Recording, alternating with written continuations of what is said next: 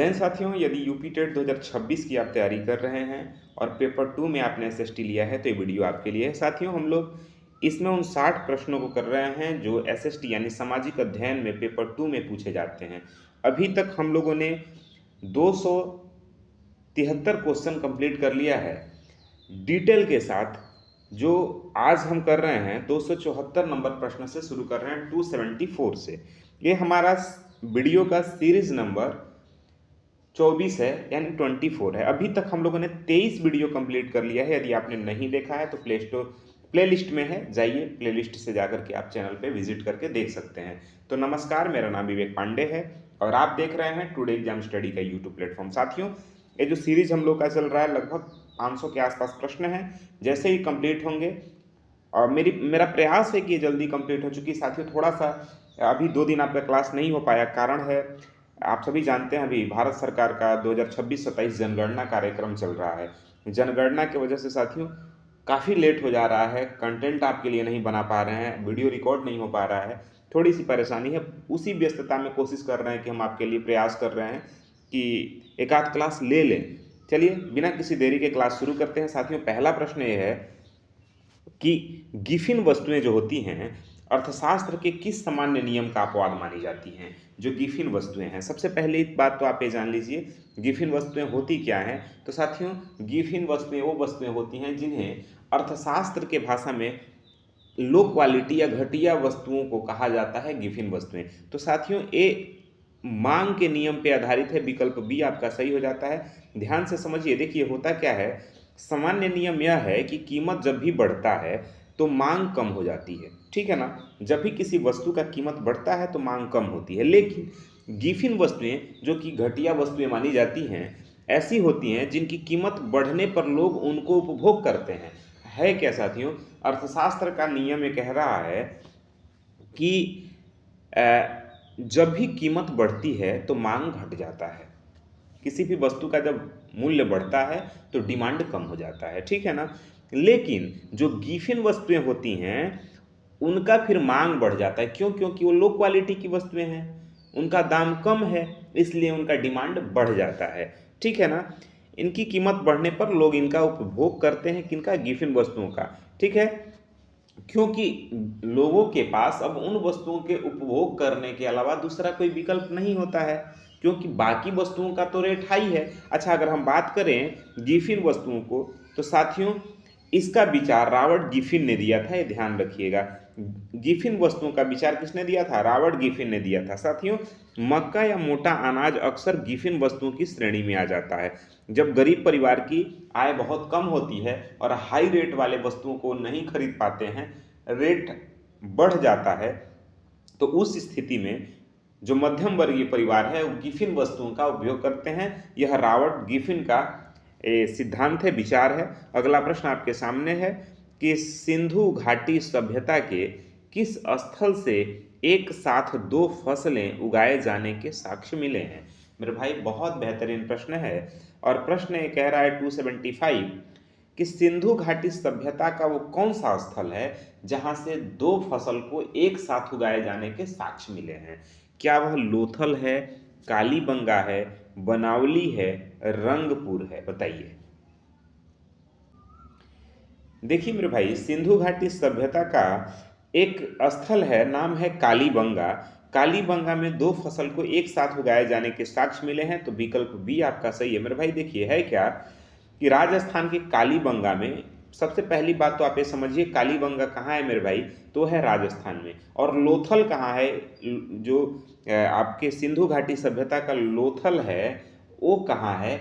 आप कमेंट करके बताइए। साथियों, राजस्थान के कालीबंगा में जूते हुए खेत के साक्ष्य मिले थे। सबसे पहली बात तो आपको यही समझना है कि राजस्थान में एक जगह है कालीबंगा जो सिंधु घाटी सभ्यता का स्थल है। वहां पे साथियों जूते हुए खेत के साक्ष्य मिले हैं, पहली बात है।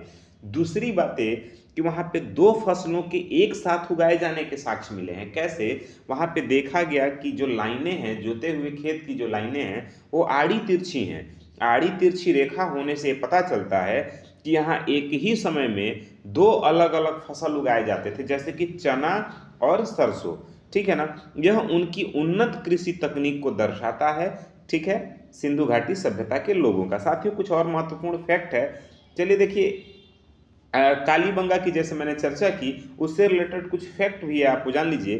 कालीबंगा का अर्थ होता है काले रंग की चूड़ियाँ। लोथल से चावल की भूसी और बनावली से मिट्टी का बना हुआ हल प्राप्त हुआ है। ये भी फैक्ट आपको याद रखना है। ऐसे सवाल पूछा जाए कालीबंगा का मतलब क्या होता है, तो काले रंग की चूड़ियाँ। अच्छा, लोथल जो है ना मेरे भाई, लोथल से चावल और भूसी के साक्ष्य मिले हैं। लोथल कहाँ है आपको कमेंट करके बताना है, मैंने आपको बोला है कि आप बताइए, ठीक है। और बनावली जो है ना, वहाँ से मिट्टी का बना हुआ हल मिला है, मिट्टी का हल मिला है, ठीक है। तो ये आपको कुछ महत्वपूर्ण फैक्ट भी हैं, वो भी आपको जानने जरूरी है। अगला प्रश्न आपके सामने है साथियों कि खगोल विज्ञान में श्वेत वामन का निर्माण कब होता है, बताइए। खगोल विज्ञान में श्वेत वामन का निर्माण कब होता है? जब एक विशाल तारा ब्लैक होल बन जाता है तब होता है, या फिर जब एक छोटे से मध्यम आकार का तारा अपनी बाहरी परतें खो देता है और उसका केंद्र ठंडा हो जाता है तब होता है, या फिर जब दो आकाश गंगाएं आपस में टकराती हैं तब होता है, या विकल्प डी कह रहा है मेरे भाई कि सूर्य के जन्म के समय की प्रारंभिक अवस्था श्वेत वामन का निर्माण करती है। बताइए कौन सा विकल्प ठीक होगा। आपने चारों विकल्प देखा मेरे भाई, देखिए इसका जो सही विकल्प होगा ना वो विकल्प बी हो जाएगा। जब एक छोटे से मध्यम आकार का तारा अपनी बाहरी परतों को खो देता है और उसका केंद्र जब ठंडा हो जाता है, ठीक है ना, उसे ही श्वेत वामन का फिर निर्माण होता है। साथियों जब सूर्य जैसे तारे का ईंधन खत्म हो जाता है, ध्यान से समझिए, सूर्य जैसे तारे का ईंधन जब खत्म हो जाता है तो वह एक लाल दानव बन जाता है और अंत में अपनी बाहरी परतें अंतरिक्ष में छोड़कर एक बहुत ही सघन और छोटे अवशेष के रूप में बचता है, जिसे श्वेत वामन कहते हैं। ये बात आपको ध्यान रखना है। प्रश्न आपको थोड़ा अजीबोगरीब लग रहा होगा, लेकिन इसी तरह के प्रश्न पूछे जाते हैं, ठीक है ना। फिर हम लोग सोचते, अच्छा ये प्रश्न जो आपके हैं वो SCRT से प्रश्न लिए गए हैं, आपकी किताब से प्रश्न लिए गए हैं, जो आपके 6 से लेकर के 8 के यूपी बोर्ड में किताबें पढ़ाई जाती हैं, वहीं से प्रश्न लिया गया है। आपके वो जो भूगोल वाला प्रश्न है किताब है, शायद हमारी जीवन है ऐसा कुछ करके उसका नाम है। अच्छा कुछ महत्वपूर्ण फैक्ट है, आप वो भी जान लीजिए। फैक्ट ये है साथियों कि श्वेत वामन जब अंततः ठंडा होता है तो काला वामन बन जाता है, भी आपको ध्यान रखना है। अगला प्रश्न है भारतीय संसद व्यवस्था से, और प्रश्न ये पूछ रहा है कि भारतीय संसद में शून्य आवर यानी शून्य काल की अधिकतम अवधि और समय क्या होता है। आपने सुना होगा ना शून्य काल, प्रश्न काल, ठीक है ना, क्वेश्चन आवर, जीरो आवर, आपने सुना होगा भारतीय संसद व्यवस्था में। अब आपको ये बताना है कि शून्य, अच्छा ये आपकी किताब में है, NCERT की किताब में क्लास 6 में है, ठीक है ना, क्लास 6 के NCERT की किताब में है। वो है किताब का नाम है नागरिक शास्त्र, ऐसे कुछ करके है, किताब का नाम मुझे याद नहीं आ रहा है, आप देखिएगा एक बार। हाँ अब आप बताइए कि ये शून्य काल का समय कब होता है और टाइम पीरियड क्या होता है, बताइए। क्या 30 मिनट का समय होता है और सुबह के 11 बजे से, या 1 घंटा का दोपहर 12 बजे से, या 2 घंटा शाम 4 बजे से, या इसकी कोई निश्चित समय सीमा नहीं है, बताइए। देखिए मेरे भाई इसका सही विकल्प ऑप्शन नंबर बी हो जाएगा, यानी 1 घंटा का समय होता है शून्य आवर का और दोपहर के 12 बजे से शुरू होता है, ठीक है ना। तो ध्यान रखिएगा 12 से 1 के बीच का जो समय होता है उसे जीरो आवर कहते हैं, शून्य काल कहते हैं, ये आपको ध्यान रखना है। देखिए प्रश्न काल ध्यान से समझिए, क्वेश्चन आवर जो 11 बजे से 12 बजे तक होता है, और इसके तुरंत बाद का जो समय होता है साथियों शून्य काल यानी जीरो आवर का समय होता है। यह जो भारतीय संसदीय नवाचार है यह 1962 से शुरू हुआ मेरे भाई। इसमें सदस्य बिना किसी पूर्व सूचना के लोक महत्व के प्रश्न उठा सकते हैं, किसमें, जीरो आवर में, जो शून्य काल का समय होता है, जो 12 बजे से 1 बजे के बीच का समय है, 1962 से इसकी व्यवस्था शुरू होती है, और इसमें कोई भी सदस्य बिना किसी पूर्व सूचना के जो भी लोक महत्व का प्रश्न है उसे उठा सकता है। बात क्लियर हो रहा है ना। कुछ और महत्वपूर्ण फैक्ट है, आप उसे भी जान लीजिए। संसद की कार्यवाही का जो पहला घंटा होता है हमेशा प्रश्नकाल होता है, वह जब भी संसद की कार्यवाही शुरू होती है तो जो पहला आवर होता है, पहला 1 घंटा होता है, उसे प्रश्नकाल कहा जाता है। ठीक है ना। अच्छा, जो शून्य आवर है, शून्य काल है मेरे भाई, 0 आवर है, उसका उल्लेख संसदीय प्रक्रिया में तो नहीं है, लेकिन यह चूंकि परंपरा में आ रहा है, और कब से परंपरा में आ रहा है, 1962 से परंपरा में आ रहा है शून्य काल। ठीक है ना। यह इसकी चर्चा, इसका जिक्र संसदीय की प्रक्रिया में, उनके नियमों में नहीं है, लेकिन ये परंपरा में है। जो ऐसा दो तरह की बातें होती हैं, एक जो नियम हो, एक जो परंपरा हो। तो ये परंपरा मतलब नियम नहीं है, लेकिन व्यवस्था में है। ठीक है ना। चलिए अगले प्रश्न की तरफ बढ़ते हैं मेरे भाई। अगला प्रश्न आपके सामने है। जो कुजवास है कोयला क्षेत्र, जो विश्व के सबसे बड़े भंडार क्षेत्रों में से एक है, वह आपको बताना है कि किस देश में स्थित है। जो कुजवास है, कुजवास क्या है, एक कोयला का बहुत बड़ा भंडारण क्षेत्र है। अब आपको बता, अच्छा, ये विश्व का सबसे बड़ा भंडारण क्षेत्र है कोयले का। अब आपको ये बताना है यह किस देश में है। यूक्रेन, जर्मनी, रूस और चीन। कहाँ है मेरे भाई। देखिए इसका विकल्प सी सही हो जाता है, यह रूस में स्थित है। कहाँ है, रूस में स्थित है। ध्यान से समझिए, कुजनेत्स्क बेसिन जो है या कुजवास, दक्षिण साइबेरिया रूस में स्थित है। यह कहाँ है साथियों, दक्षिण साइबेरिया रूस में स्थित है।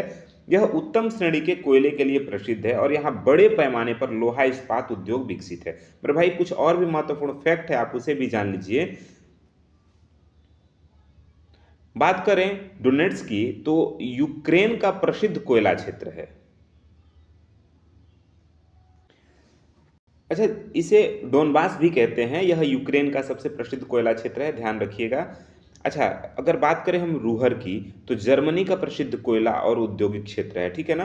रूहर कहाँ का है, जर्मनी का कोयला उद्योग क्षेत्र है। वहीं डोनबास कहाँ का है, यूक्रेन का है साथियों, ध्यान रखेंगे। और अभी आपने पढ़ा कि कुजवास, तो यह कहाँ का है, रूस का है। ठीक है ना। चलिए अगले प्रश्न की तरफ बढ़ते हैं। अगला प्रश्न बेहद महत्वपूर्ण है आपके लिए। विजयनगर साम्राज्य में अयरगार व्यवस्था का संबंध किससे था, बताइए। आपकी किताब से है, क्लास 8 की किताब से है। सैन्य प्रशासन से, केंद्र सरकार के मंत्रियों से, ग्रामीण प्रशासन से, मंदिर के पुजारियों के समूह से।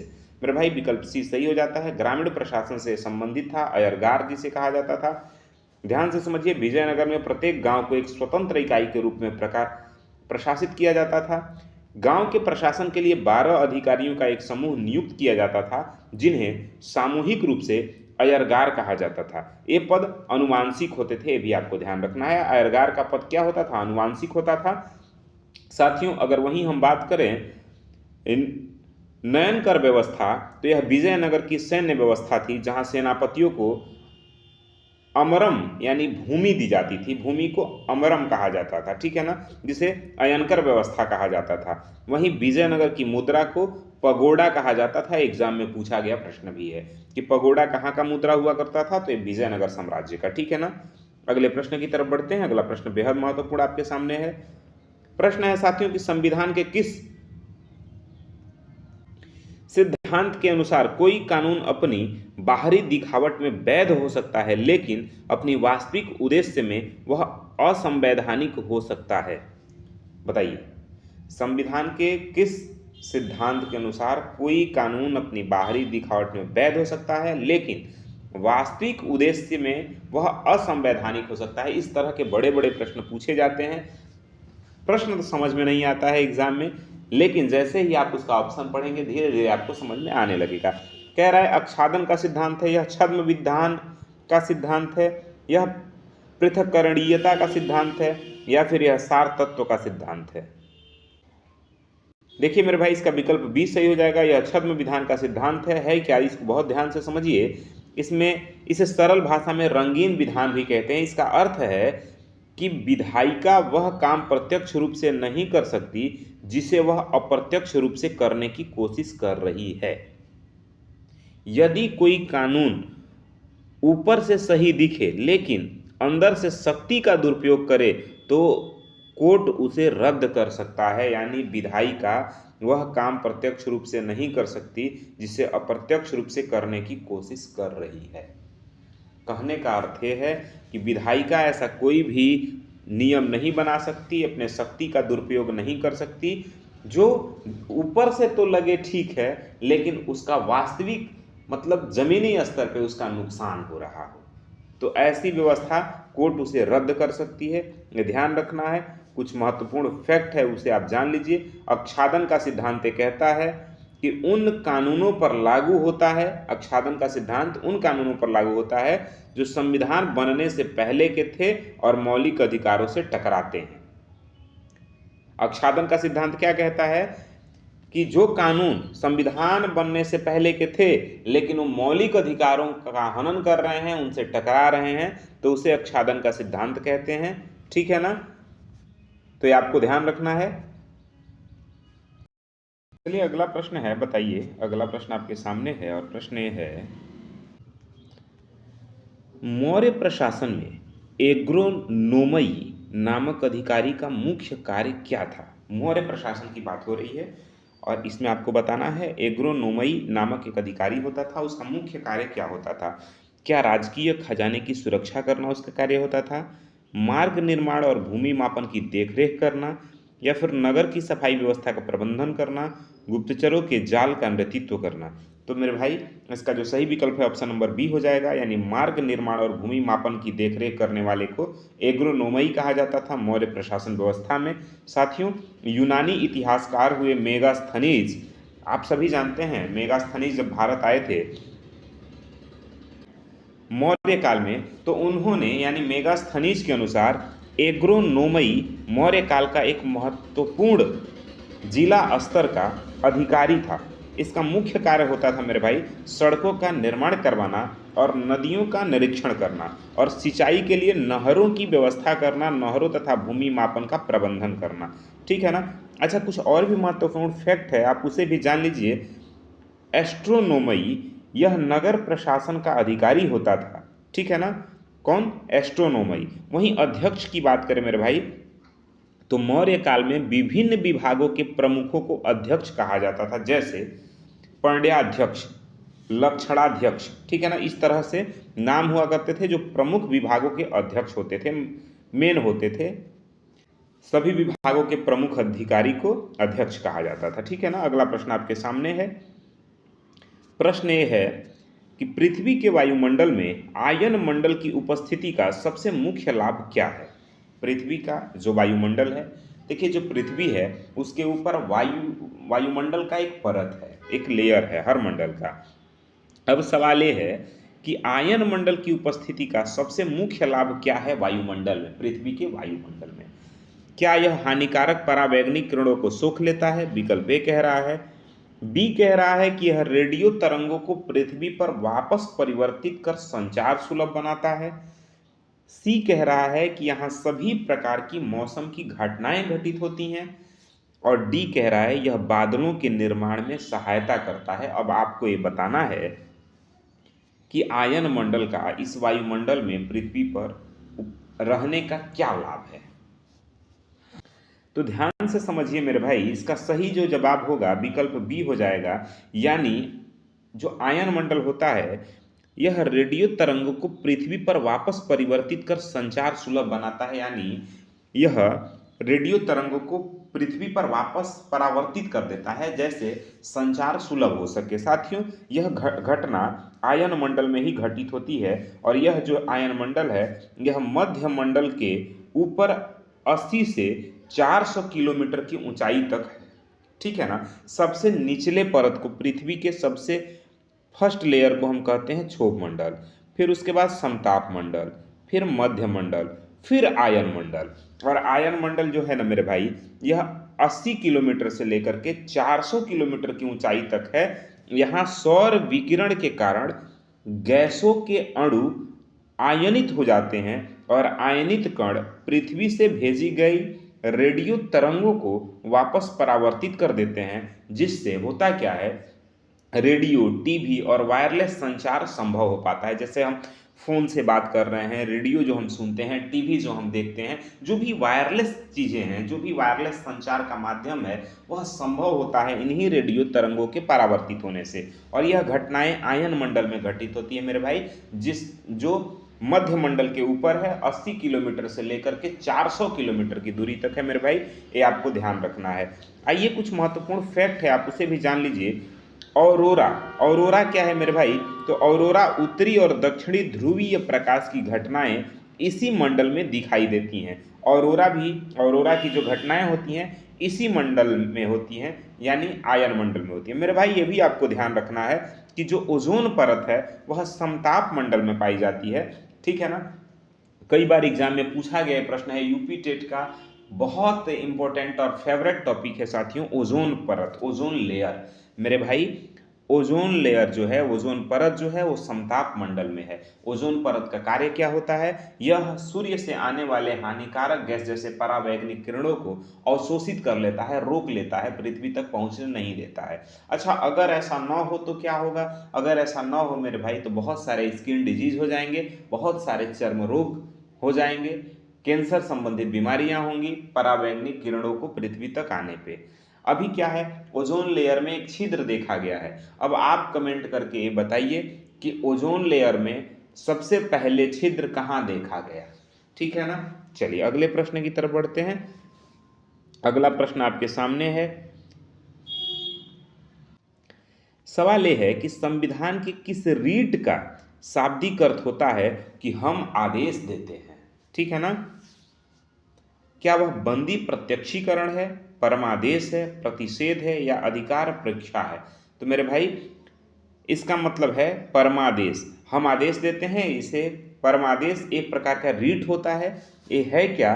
परमादेश रीट तब जारी की जाती है जब कोई सार्वजनिक अधिकारी या संस्था अपने कानूनी कर्तव्यों का पालन करने में विफल रहती है, तो इस स्थिति में इस रीट के माध्यम से न्यायालय उसे अपना कार्य करने का आदेश देता है। यह किसी निजी व्यक्ति के विरुद्ध जारी नहीं की जाती है, यह एक समूह और संस्था के विरोध में जारी की जाती है। मतलब कोई संस्था अगर अपना या कोई अधिकारी अपना कार्य करने में असफल रहता है तो उसे परमादेश जारी की जाती है, एक रीट जारी की जाती है जिसके तहत उन्हें कार्य के लिए आदेशित किया जाता है। वहीं अगर हम बात करें बंदी प्रत्यक्षीकरण की, तो साथियों इसका अर्थ है शरीर को प्रस्तुत करना, यानी सशरीर उपस्थित होना ही बंदी प्रत्यक्षीकरण होता है मेरे भाई। वहीं अगर हम बात करें आर्टिकल 32 की, यानी आर्टिकल अनुच्छेद 32 की, तो सुप्रीम कोर्ट और अनुच्छेद 226 हाई कोर्ट को रीट जारी करने की शक्ति देता है, ठीक है ना। ध्यान से समझिए, अनुच्छेद जो 32 है वो सुप्रीम कोर्ट को, और जो अनुच्छेद 226 है वो हाई कोर्ट को रीट जारी करने की शक्ति देता है। सवाल पूछा जाए कि रीट जारी करने की शक्ति, हाई कोर्ट को रीट जारी करने की शक्ति कौन सी आर्टिकल में दी गई है, तो मेरे भाई ध्यान रखिएगा आर्टिकल 226। वहीं सवाल पूछा जाए सुप्रीम कोर्ट को रिट जारी करने की शक्ति किस आर्टिकल में दी गई है, तो मेरे भाई आर्टिकल 32, ठीक है ना। ध्यान रखिएगा अनुच्छेद 32। अगला प्रश्न आपके सामने है, चोल साम्राज्य से संबंधित प्रश्न है और पूछा जा रहा है कि चोल साम्राज्य में वेल्लन वागई, ठीक है ना, वेल्लन वागई शब्द का प्रयोग किसके लिए किया जाता था? साथियों यह प्रश्न जो है ना आपके एनसीईआरटी से लिया गया प्रश्न है, ध्यान रखिए। यह एनसीईआरटी से लिया गया प्रश्न है जो आपके सीटेट के लिए बहुत महत्वपूर्ण होता है, लेकिन अभी क्या है यूपी टेट में इसके जो चलन है धीरे धीरे बढ़ गए हैं पूछने के, इस तरह के प्रश्न पूछने के। मेरे भाई अब आपको बताना है वेल्लन वागई जो शब्द है जो चोल साम्राज्य में प्रयोग किया जाता था, क्या वह ब्राह्मणों को उपहार में दी गई भूमि के लिए होता था, या गैर ब्राह्मण किसान स्वामियों की भूमि के लिए होता था, या जैन संस्थानों को दान दी गई भूमि के लिए होता था, या स्कूलों के रखरखाव के लिए दी गई भूमि के लिए होता था? तो मेरे भाई आपको ध्यान रखना है, जो गैर ब्राह्मण किसान स्वामियों को दी गई जो भूमि होती थी उन्हें वेल्लन वागई कहा जाता था। तो विकल्प आपका बी सही है। ध्यान रखिए कि चोल काल के अभिलेखों में भूमि की विभिन्न श्रेणियों का उल्लेख हुआ था, भूमि को विभिन्न श्रेणियों में बांटा गया था। मेरे भाई वेल्लन वागई उस भूमि को कहा जाता था जिसका स्वामित्व सामान्य किसान, जैसे ब्राह्मण गैर ब्राह्मण के पास हो, ब्राह्मण के पास ना हो, गैर ब्राह्मण के पास होता था। यह चोलकालीन अर्थव्यवस्था का मुख्य आधार हुआ करता था मेरे भाई। कुछ और महत्वपूर्ण बात है, आपको भी जानना जरूरी है। अगर हम बात करें ब्रह्मदेय की, तो ब्राह्मणों को उपहार में दी गई भूमि को ब्रह्मदेय कहा जाता था। वेलन वागई उन भूमि को कहा जाता था जो गैर ब्राह्मण किसानों को दिया जाता था, और साला भोग उस भूमि को कहा जाता था साथियों जहां स्कूलों के रख रखाव के लिए जो भूमि दी जाती थी उन्हें साला भोग कहा जाता था। तो ये तीनों टर्म आपको याद रखने हैं। जो चोल साम्राज्य में भूमि के प्रमुख विभाजन थे वो इस प्रकार थे। साथियों अगला प्रश्न है 285 और प्रश्न ये है कि सूर्य और पृथ्वी के बीच चंद्रमा के आ जाने पर कौन सी खगोलीय घटना होती है। आपको ये बताना है सूर्य और पृथ्वी के बीच जब चंद्रमा आ जाते हैं तो उस समय कौन सी खगोलीय घटना घटती है। क्या चंद्र ग्रहण हो जाता है, क्या सूर्य ग्रहण हो जाता है, या उपसौर हो जाता है, या अपसौर हो जाता है, या शरद विषुव हो जाता है। बताइए मेरे भाई। देखिए इसका सही विकल्प होगा ऑप्शन नंबर बी हो जाएगा। इस स्थिति को हम सूर्य ग्रहण कहते हैं। ध्यान से समझिए मेरे भाई, होता क्या है जब चंद्रमा पृथ्वी और सूर्य के बीच आ जाता है, ठीक है ना, कौन, चंद्रमा पृथ्वी और सूर्य के बीच आ जाता है तो चंद्रमा की छाया पृथ्वी पर पड़ती है और सूर्य का कुछ हिस्सा या पूरा हिस्सा दिखाई देना बंद हो जाता है। तो यह जो घटना है, अच्छा यह घटना हमेशा कब होता है, अमावस्या को होता है। यह जो सूर्य ग्रहण की जो घटना होती है वो हमेशा अमावस्या को होती है साथियों। देखिए दो पक्ष होते हैं, कृष्ण पक्ष शुक्ल पक्ष, और इन्हीं में एक होता है अमावस्या और एक होता है पूर्णिमा। तो जब भी सूर्य ग्रहण होता है साथियों अमावस्या को और दिन में होता है, जब भी चंद्र ग्रहण होता है वो पूर्णिमा को और रात में होता है। ये भी आपको ध्यान रखना है कि यह घटना हमेशा अमावस्या को दिखाई देती है और इस खगोलीय घटना को सूर्य ग्रहण कहा जाता है। साथियों चंद्र ग्रहण की अगर बात करें हम तो चंद्र ग्रहण तब होता है जब पृथ्वी सूर्य और चंद्रमा के बीच आ जाती है और यह स्थिति हमेशा पूर्णिमा को होती है। ठीक है ना, यह स्थिति कब होती है, हमेशा पूर्णिमा को होती है। सूर्य ग्रहण के समय सूर्य का दिखाई देने वाला बाहरी भाग जो होता है ना साथियों उसे कोरोना कहते हैं, कोरोना कहलाता है। कोविड वाला कोरोना नहीं है, यह CORONA वाला कोरोना है, ठीक है ना। चलिए अगले प्रश्न की तरफ बढ़ते हैं। अगला प्रश्न बेहद महत्वपूर्ण है आपके लिए। सवाल ये है कि 1916 के लखनऊ समझौते, ठीक है ना, यानी लखनऊ पैक्ट की सबसे प्रमुख उपलब्धि क्या थी। जो 19 सबसे पहली बात तो आपको ये जाननी है कि जो कांग्रेस का लखनऊ अधिवेशन हुआ था वह 1916 में हुआ था, ठीक है ना। अब ये है कि लखनऊ पैक्ट, लखनऊ समझौता जो हुआ उसकी प्रमुख उपलब्धि क्या रही। क्या कांग्रेस और मुस्लिम लीग के बीच राजनीतिक एकता हुई, भारत को पूर्ण स्वराज की प्राप्ति हुई, सविनय अवज्ञा आंदोलन की शुरुआत हुई, या खिलाफत आंदोलन का विलय हुआ। बताइए। तो देखिए मेरे भाई बहुत महत्वपूर्ण घटना घटती है 1916 में जब लखनऊ अधिवेशन चल रहा था भारतीय राष्ट्रीय कांग्रेस का। आप सभी जानते हैं भारतीय राष्ट्रीय कांग्रेस, इसकी स्थापना होती है कब, बताइए कब होती है। कई बार इसको बता चुके हैं, तो अगर आप जान रहे हैं तो कमेंट करके बताइए। साथ में आपको ये भी 3 चीज आपको कमेंट करना है। भारतीय राष्ट्रीय कांग्रेस की स्थापना कब हुई, इसके प्रथम अध्यक्ष कौन थे, प्रथम सचिव कौन थे, ये तीनों बात आपको बताना है। और साथ में जानिए जब 1916 में लखनऊ अधिवेशन हो रहा था मेरे भाई तो उस समय सबसे जो महत्वपूर्ण घटना हुई वह हुई कांग्रेस का मुस्लिम लीग के बीच राजनीतिक एकता। विकल्प ए सही है, यानी कांग्रेस जो थी ना, कांग्रेस जो अलग हो गई थी, सॉरी मुस्लिम लीग जो अलग हो गई थी कांग्रेस से, तो फिर वापस से मुस्लिम लीग कांग्रेस में आके मिल जाती है, यह घटना घटित हुई। साथियों वहीं 1916 जो लखनऊ अधिवेशन हो रहा था वहीं पे बिहार के किसान राजकुमार शुक्ला थे जो चंपारण के थे। वहीं लखनऊ अधिवेशन में गांधी जी को चंपारण बिहार में आने के लिए राजकुमार शुक्ला ने निमंत्रण दिया कि आप आइए हमारे यहाँ, ठीक है ना। क्यों आइए, क्योंकि उस समय चंपारण में एक अंग्रेजों के द्वारा एक बहुत ही कुप्रथा चल रही थी जिसका नाम था तिनकठिया प्रणाली। तो तिनकठिया प्रणाली, इसके वजह से महात्मा गांधी को चंपारण आने के लिए न्योता दिया गया, वह थे राजकुमार शुक्ला, ठीक है। तो ये महत्वपूर्ण बातें हैं, आपको इन्हें भी जानना है। साथियों 1916 के लखनऊ अधिवेशन में 2 महत्वपूर्ण कार्य हुए। पहला कार्य तो ये हुआ कि कांग्रेस के नरम और गरम दल फिर से एक हुए। साथियों आप सभी जानते हैं सूरत अधिवेशन हुआ जब, तो सूरत अधिवेशन में, शायद सूरत अधिवेशन 1909 में हुआ। मैं कंफर्म नहीं हूँ, थोड़ा सा आप देखिएगा सूरत अधिवेशन कब हुआ था, एक बार देख लीजिएगा। उस सूरत अधिवेशन में गरम दल और नरम दल दोनों अलग अलग हो गए थे। दो भाग में कांग्रेस विभाजित हो गई, गरम दल और नरम दल। गरम दल में साथियों लाल, बाल और पाल थे, तीनों की तिगड़ी चलती थी। लाल लाला लाजपत राय, ठीक है ना, बाल गंगाधर तिलक। तो ये लाल, बाल, पाल के नाम से तीन लोग महत्वपूर्ण थे गरम दल में, ठीक। नरम दल में महात्मा गांधी, गोपाल कृष्ण गोखले इत्यादि लोग थे। तो ये दो ही धर्रे में बंट गया था कांग्रेस। अच्छा, दूसरा काम ये हुआ ना साथियों, तो पहली बात तो ये हुई कि वो जो सूरत अधिवेशन में नरम और गरम दल जो विभाजित हो गया था, वह आके लखनऊ अधिवेशन में वापस से एक हो गया। वहीं दूसरा काम ये हुआ कि कांग्रेस और मुस्लिम लीग ने मिलकर के अंग्रेजों के सामने संवैधानिक सुधारों की मांग रखी। वापस से कांग्रेस और मुस्लिम लीग दोनों एक हो गए। इसकी अध्यक्षता उस समय यानी 1916 में लखनऊ अधिवेशन की अध्यक्षता अंबिका चरण मजमूदार ने की थी। किसने की थी? अंबिका चरण मजमूदार ने। साथियों सवाल पूछा जाता है 19 लखनऊ अधिवेशन कब हुआ, तो 1916 में। लखनऊ अधिवेशन की अध्यक्षता किसने की? तो अंबिका चरण मजमूदार ने की थी, ठीक है ना।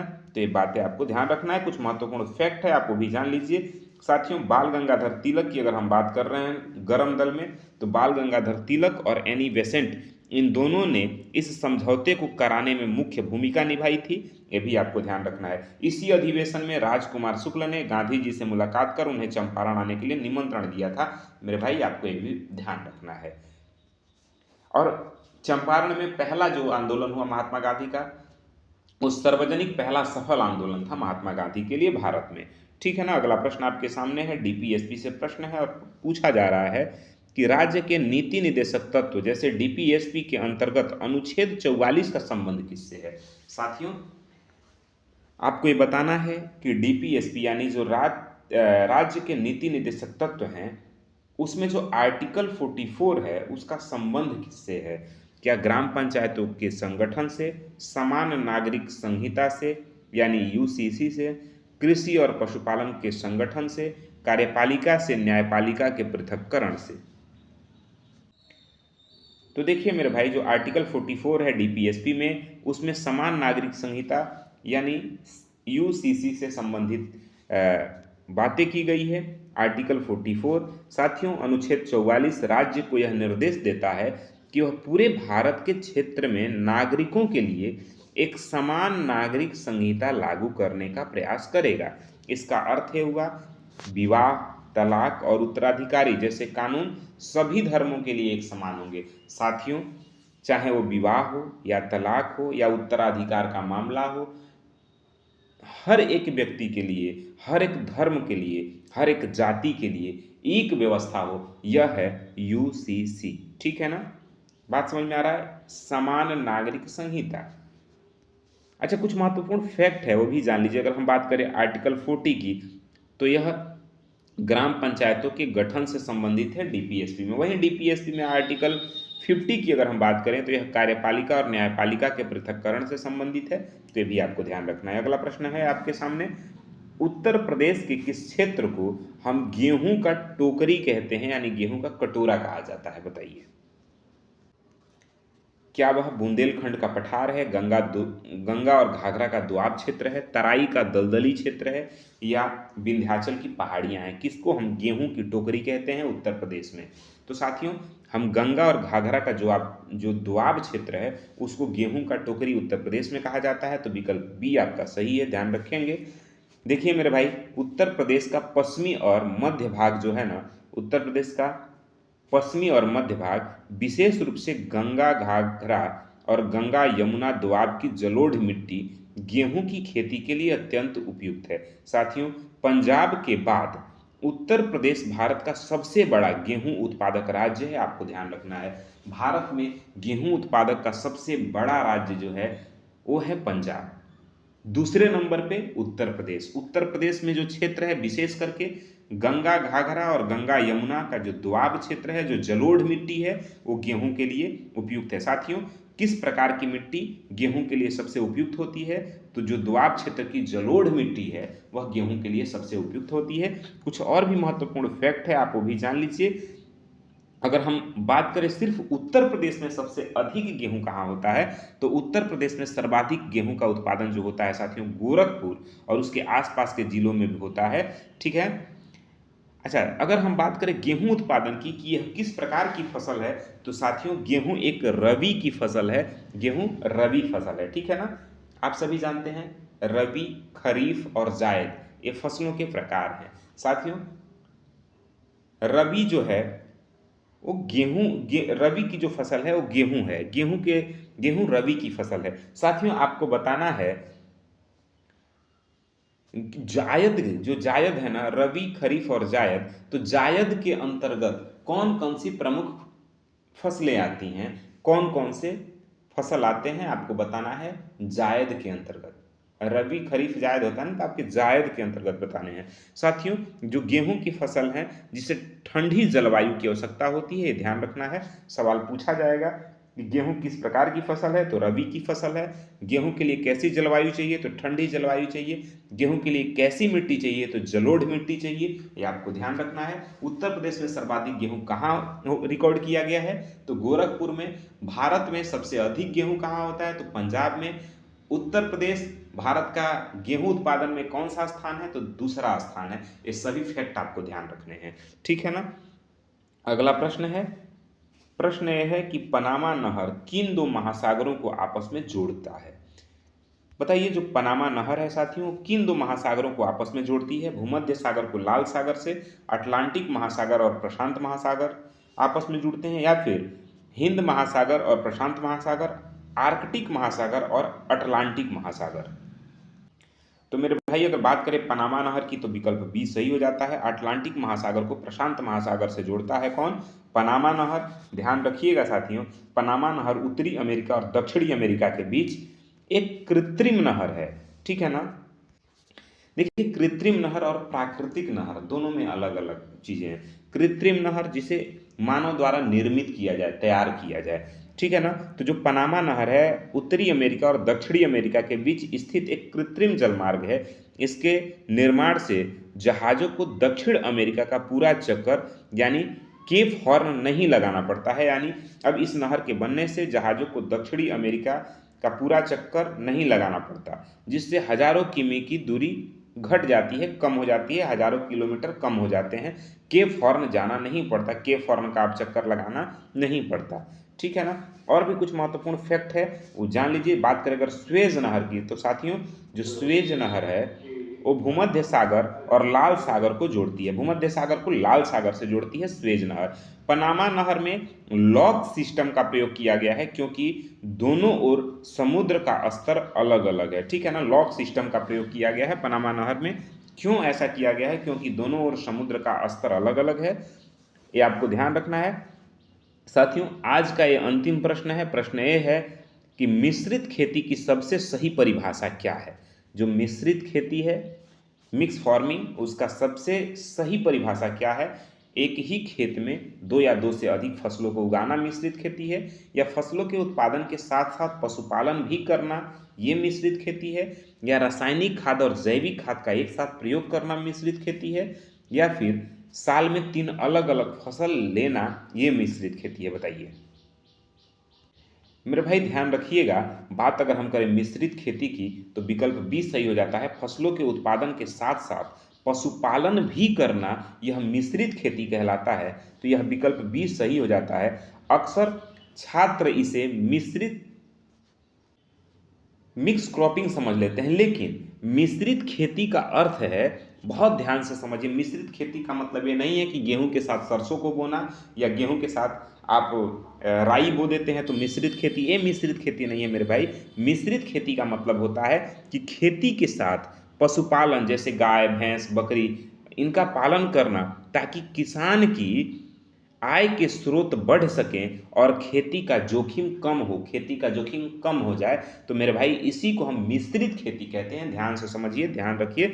अगर बात करें मिक्स क्रॉपिंग की, तो मिश्रित सस्यन की, तो उसका मतलब ये होता है कि एक ही समय पर एक ही खेत में दो फसलें जैसे गेहूं के साथ सरसों उगाना, यह मिश्रित खेती कहलाता है। भारत में अधिकांश जो छोटे किसान होते हैं वो मिश्रित खेती का प्रयोग करते हैं। साथियों मिश्रित मिश्रित कृषि और मिश्रित सस्यन दोनों में अंतर है। मिश्रित सस्यन का मतलब होता है दो फसल एक साथ बोना, और मिश्रित कृषि का मतलब है कि कृषि के साथ पशुपालन करना। दोनों बात अलग अलग है, दोनों को बहुत ध्यान से आप समझ लीजिए, ठीक है ना। दोनों बात को आप बहुत ध्यान से समझिए। बाकी हमें लगता है यहाँ आपको कोई डाउट नहीं होना चाहिए।